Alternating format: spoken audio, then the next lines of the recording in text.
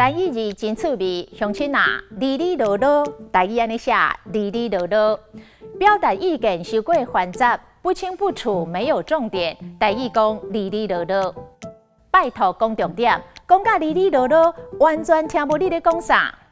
这篇小说情节复杂，结果阁伤线，写甲哩哩啰啰，真歹理解。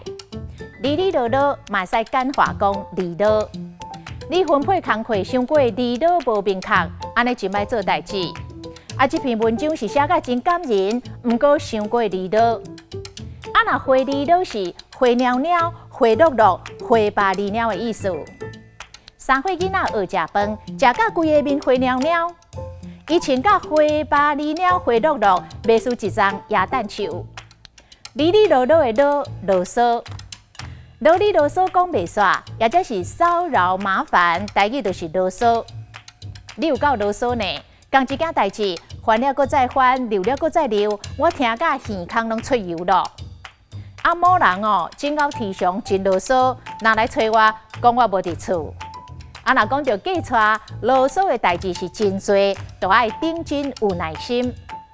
另外，台语教典有收一个词，咖喱连罗，咖喱连罗是。咖喱戏要正式演出进前，连续敲打的响锣，也就是开始的意思。